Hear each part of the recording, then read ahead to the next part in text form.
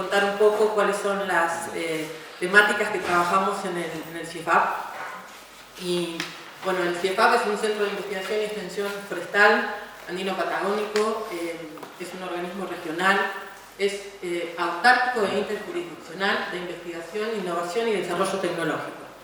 Tiene en su consejo directivo, que es la guía, digamos, de lo que hacemos, miembros promotores, que son las 5 provincias patagónicas y 4 ministerios, entre otros. Además, 2 universidades, la Universidad de San Juan Bosco, la Universidad de Comahue, parques nacionales, CONICET y Corfone, y los ministerios son principalmente el de Ciencia y Tecnología de la Nación, el Ministerio de Ambiente, el Ministerio de Producción y el Ministerio del Interior. También tiene miembros adherentes. Bueno, el CIEFAP se organiza en áreas y es un organismo bastante grande como para contar en una sola, digamos, en 15 minutos por ahí todo lo que hace. Entonces nos vamos a concentrar en el área de ecología de ecosistemas terrestres, que es la que trabajamos y que tenemos, digamos, bastante relación con el tema de incendios, de ecología y demás. Así que bueno, la idea es contarles rápidamente las líneas de temática que abordamos. Y para eso, bueno, somos un equipo integrado por varios, integrantes, principalmente investigadores profesionales de CONICET, y también tenemos becarios y colaboradores de la universidad, sobre todo alumnos. Bueno, el objetivo del área es aportar a la sustentabilidad de los bosques andino-patagónicos mediante la generación y aplicación de conocimientos que permitan mitigar los efectos negativos de los principales disturbios a los que están sometidos estos ecosistemas, prevenir futuros daños y contribuir a la planificación de su manejo. Creo que como que cierra bastante lo que estamos hablando acá, sobre todo el tema de los disturbios, como el fuego, la prevención y la planificación. Uno de los temas que trabajamos es la dinámica de crecimiento de especies nativas en bosques nativos y también plantaciones de especies nativas. En general, los últimos trabajos de manejo o información para los bosques mixtos de ciprés y coihue, así como lo que tenemos a la derecha es una plantación de roble pellín y raulí, aquí mismo en la zona, donde tenemos unos muy buenos crecimientos. También trabajamos en la alternativa de manejo forestal de plantaciones de especies de coníferas exóticas. En este caso, para fomentar la conservación de la diversidad en paisajes productivos, a través del estudio, del manejo, de cómo influye la radiación y los distintos tratamientos de residuos en lo que es la biodiversidad. Un aspecto, un tema que venimos desarrollando hace mucho es el diagnóstico y las propuestas de planificación estratégica de áreas quemadas. Este es un ejemplo del 2008, el incendio de la colisión. Fue uno de los primeros incendios que trabajamos, donde tuvimos que en ese momento hacer desde el relevamiento de la vegetación quemada. No existían las coberturas de vegetación, así que bueno, fue todo un proceso y terminamos con un plan estratégico que en parte se llevó a cabo.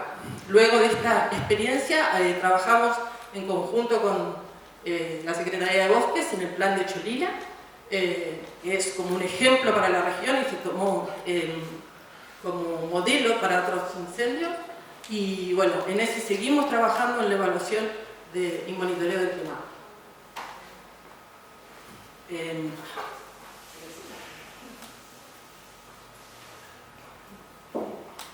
Bueno, en cuanto a restauración, trabajamos mucho también en lo que es la restauración activa, pero también en el monitoreo. Acá podemos ver arriba plantaciones de lenga al primer año, cuarto y séptimo año, y abajo en la reserva El Turbio, aquí cerca, donde después del incendio de 2015, ya a 7 años tenemos árboles de coihue de casi 6 metros.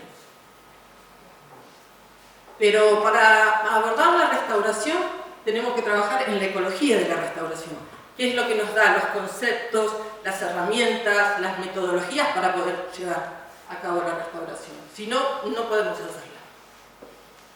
Bueno, en ese caso también lo que nosotros trabajamos mucho es en lo que es la calidad del material de plantación. Y somos una de las pocas instituciones que abordamos ese tema y que es fundamental. Otra de las líneas de trabajo del área es la determinación y ver cómo fue la evolución, esto que estábamos viendo recién, del crecimiento del área rural, de la interfaz urbano-rural. Acá tenemos dos imágenes, una en el 81 y otra en el 2016. Las áreas amarillas son las áreas que llamamos de interfase, que son las áreas en donde la ciudad limita con la vegetación, pero las áreas rojas son las denominadas áreas de intermix, donde las casas están dentro de la vegetación, en contacto directo, y vemos cómo es el aumento de estas ambas superficies. Uno de los temas que estamos trabajando hace ya unos años es en la valoración y desarrollo sostenible de productos forestales silvestres, como son las bayas nativas como calafate, maqui y parrilla. En este tema estamos trabajando en el proceso de domesticación, todo lo que es la evaluación de semillas, producción de plantines y plantación, y también estamos trabajando en poblaciones silvestres, con estudios de calidad y producción de frutos y también en la implementación de medidas de manejo y buenas prácticas para una mejora de la producción. Como todos ustedes saben, bueno, el calafate y el maqui son dos bayas nativas que se utilizan normalmente en productos como mermeladas, pero también tienen propiedades nutricionales muy importantes y también compuestos polifenólicos que les confieren una alta capacidad antioxidante. En ese gráfico te queríamos mostrar cómo el calafate y el maqui tienen una mayor cantidad de antioxidantes que el arándano, que está establecido que es súper antioxidante. Entonces, bueno, por esto es que se los denomina alimentos funcionales. Y además están inscritos en el Código Alimentario, que es toda una ventaja para seguir con su producción y utilización. Por este tema nosotros estamos trabajando y hemos conformado una plataforma científico-tecnológica con distintas instituciones de la región para trabajar específicamente en este tema, identificar áreas de vacancia, proponer proyectos, compartir información. Así que bueno, lo comento acá porque creemos que es una producción que puede ser digamos, muy importante para la zona. Bueno, esto es para trabajar en distintas líneas, ¿no? La plataforma manejo, caracterización, desarrollo, cadena de valor y legislación en este tema, porque no hay nada, es muy poco lo que hay en lo que hace desde reglamentación hasta conocimiento de estas especies. Bueno, en el CIEFAP también tenemos un laboratorio de suelos que está inscrito a nivel nacional. Esto es para que sepan nomás, hay varios productores de acá que envían las muestras allá, se hacen tanto análisis de suelo como de sustratos, como de tejidos vegetales, así que bueno, para comentar eso. Un vivero experimental de especies nativas, tenemos un vivero tradicional de especies nativas donde producimos desde herbáceas, arbustivas y arbóreas, y como objetivo tenemos la definición de los protocolos de reproducción. Y bueno, ya hace muchos años que trabajamos y gran parte de los ensayos y algunas experiencias que se han hecho de restauración en la zona es con plantines que producimos allá. También tenemos cerca del CIEFAP, en Esquel, un sector experimental con especies multipropósito. Estas especies nativas, pero desde herbáceas, arbustivas, tienen distintas propiedades, distintos posibles usos, desde melíferos, alimenticios, cosméticos, y bueno, la idea es revalorizarlas, ponerlas, digamos, en el tapete para que se puedan ser utilizadas. Para darle a Melissa, que va a contar más de las actividades que estamos haciendo en la zona acá del Quemado, retomo lo que decía Clara y les quiero contar que estamos en el diseño de la restauración. La restauración es una disciplina muy importante, pero que también, como toda disciplina, tiene distintas escuelas o distintas miradas, y A mí me gusta considerar las más modernas, donde se habla tanto de la restauración para la producción como para la conservación, y también, además de restablecer ambientes degradados, restablecer condiciones que hagan que los disturbios, cuando ocurran, sean menos severos que los que son normalmente. Así que bueno. Yo soy Melissa y queremos contarle un poco lo que estamos haciendo en esta zona después del incendio del 2021. Lo que nos propusimos es evaluar cómo va sucediendo la regeneración natural en el bosque y también teniendo en cuenta que en esta zona, bueno, el bosque tiene distintos usos, como el ganadero, el forestal, y también está la población cercana y como uno ve la catarata y las pendientes son muy escarpadas, entonces hay un alto riesgo de erosión también. Entonces, con ese objetivo empezamos a hacer este estudio. Para conocer un poco, algunos ya sabemos, en estos bosques las especies luego de un incendio tienen distintos mecanismos para volver, para recuperar ese ambiente. Lamentablemente nuestros principales árboles, como el ciprés, el coigüe y la lenga, no tienen un mecanismo para recuperarse después del fuego, es decir, no rebrotan y sus semillas no persisten en el sitio, y si se queman ya está. Pero entonces lo que necesitan es que cerca de esos ambientes quemados queden parches de bosques verdes que provean esas semillas para poder germinar. Conocemos que este incendio fue de una severidad muy alta y no hay muchos de estos remanentes, entonces bueno, es difícil la recuperación natural de estos árboles. Pero hay un montón de otras especies que sí se recuperan. En esta zona hay muchos, árboles también como el radar, el maitén, y muchos arbustos como la laura, el maqui y un montón de hierbas que rebrotan después del incendio. Y también hay plantas que sus semillas resisten al fuego y germinan después del incendio. Y esta cobertura que van dando estas plantas después del incendio es muy importante porque retienen el suelo, retienen los nutrientes que están en ese suelo, favoreciendo que no haya tanta erosión. Y después toda esa cobertura es importante para proteger a las semillas de los árboles si llegan o a las plantaciones que se hagan en una restauración activa para que puedan establecerse.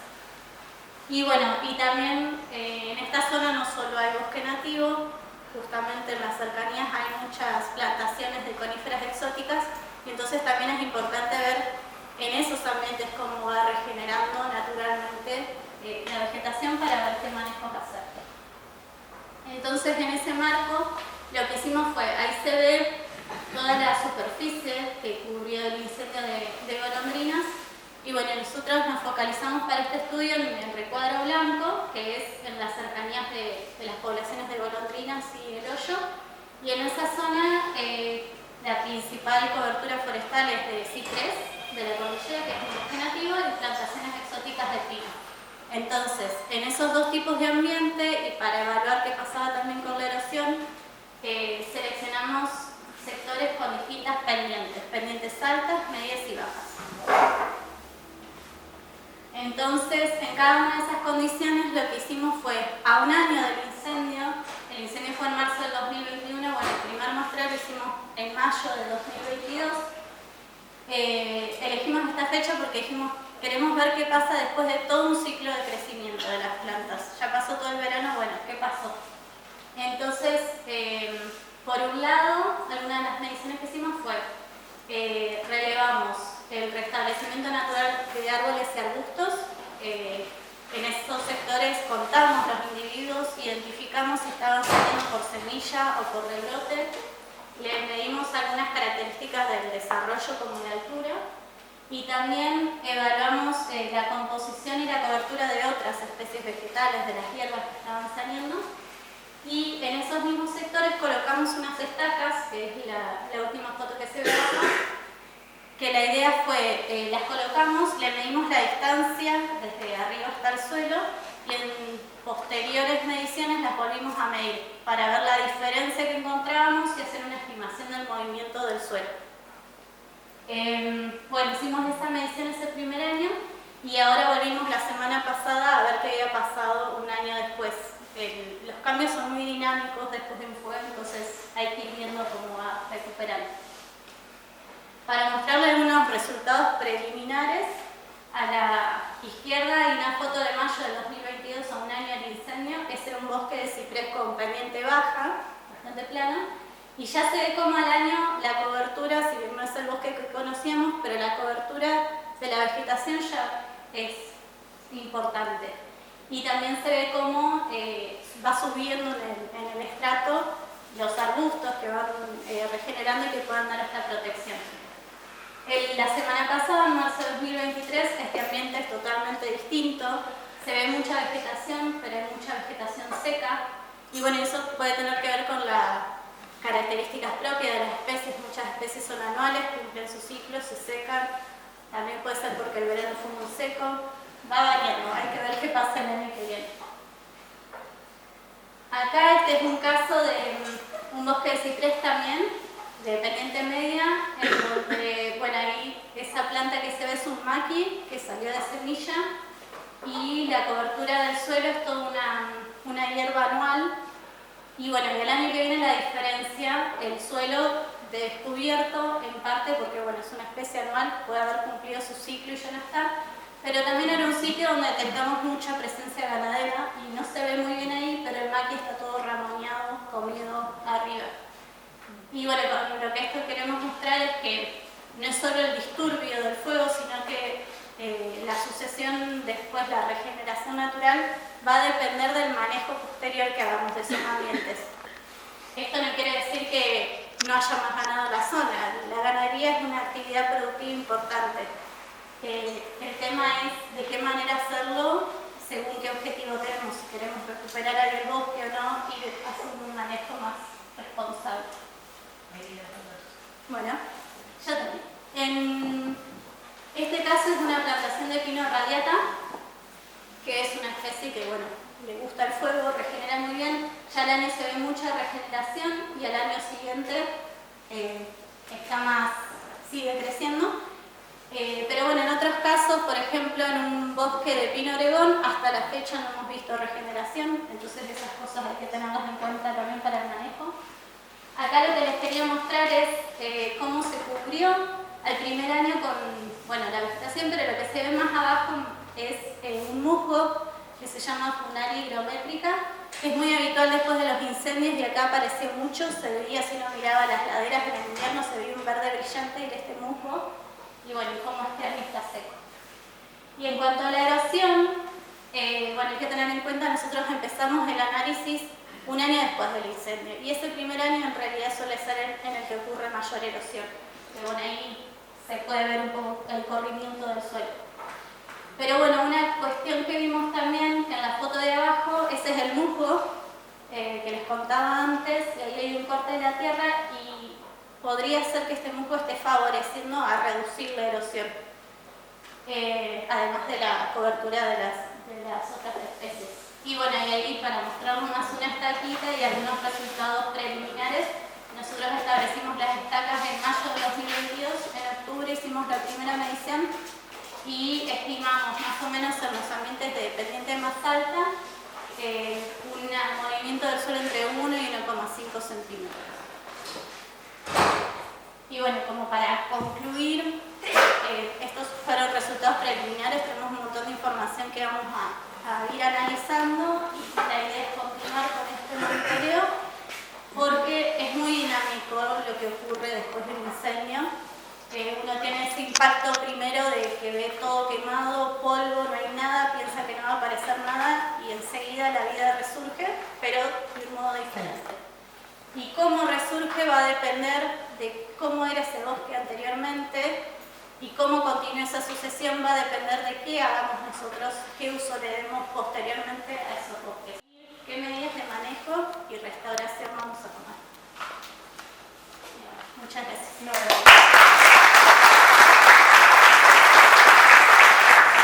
Yo celebro, más allá del evento que nos une, esta jornada de reflexión y a la diversidad de personas que invitaste. porque la verdad pasó un año y medio, pero tuvimos incendios nuevamente, varios incendios nuevamente en la comarca. Por lo tanto, yo anhelo fuertemente de que esta jornada de reflexión se convierta en una jornada de aprendizaje, ¿no? Una comunidad que aprende. No puede ser que tengamos momentos de reflexión cada vez que suceden estos eventos tan drásticos y que impactan en la vida de toda una comunidad y en el futuro también. Va a cambiar. Ya los resultados muestran que puede cambiar la estructura del bosque.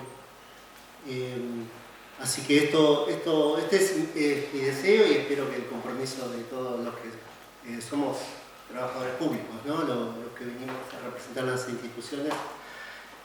Nuestro trabajo es por el bien común, así que, y para el desarrollo de nuestra sociedad, así que celebro enormemente este evento y el compromiso de aprender, porque el monitoreo que mostró Melissa, realmente hay pocos lugares. Uno va a otros lugares y habla de la restauración, se planta y después no se sigue más, ¿no? Y son fondos públicos, esfuerzo privado también, se involucra a los chicos de la escuela, y uno pensó que terminó la tarea, no, al contrario, hay que monitorearla, hay que seguirla, esa es nuestra misión como CIEFAP, así que somos parte del entramado del sistema científico tecnológico, cumplimos una misión, así que el compromiso, Paul, de acompañar en toda la información que se vaya generando, de venir a informar al municipio y a la comunidad, las cosas que sabemos y las cosas que aún faltan por saber.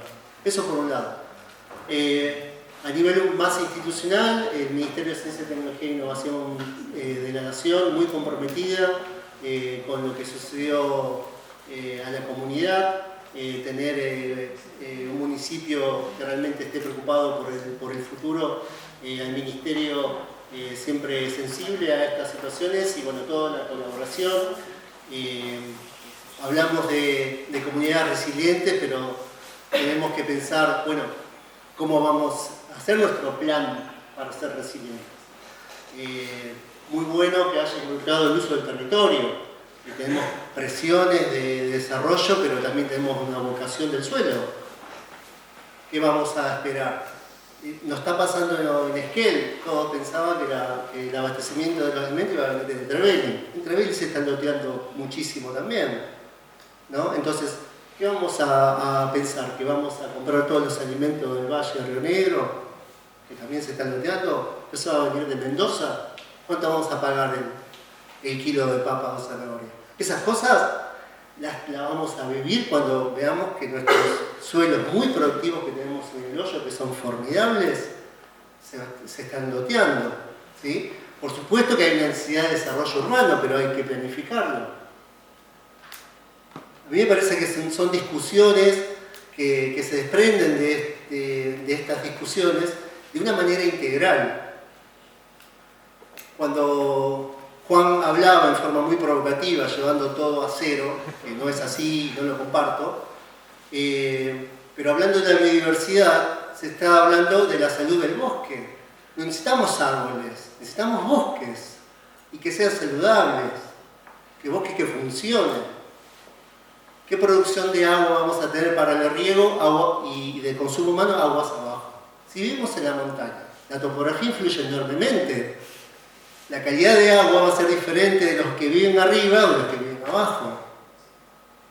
Y el agua es un recurso público. Bueno, todas esas cosas tenemos que empezar a discutirlo.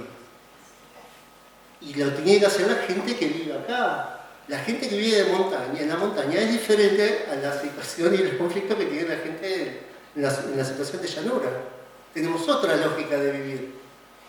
Tenemos que planificar más de largo plazo. El cambio climático. Estamos viviendo el cambio climático, ¿sí? Hay especies. Cuando vos hablabas de la biodiversidad, que te uso como para sacar algunas reflexiones que me parecen que son para complementar. En la biodiversidad hay un equilibrio cuando tenemos un bosque en equilibrio. El cambio climático está produciendo que hay microorganismos que se convierten en plagas, que antes no eran así. Están apareciendo plagas que son nativas. están apareciendo plagas que están afectando la salud humana. Lo vimos en la pandemia. ¿Sí? Entonces, hablar, comunidad resiliente, de una planificación de largo plazo, de qué vamos a vivir, qué vamos a ver del turismo. Bueno, el turismo hay que ofrecer un bosque saludable. ¿Sí? Bueno, son reflexiones, porque este es un momento de reflexionar, pero quiero dar una mirada de preguntas de largo plazo, que hay que trabajar activamente. Un municipio no puede resolver todo, lo resolvemos junto con la comunidad, con un sector privado comprometido, que sabemos que vivimos con un perfil de una comunidad. ¿Qué perfil vamos a tener? ¿Qué ambiente de bosque vamos a tener?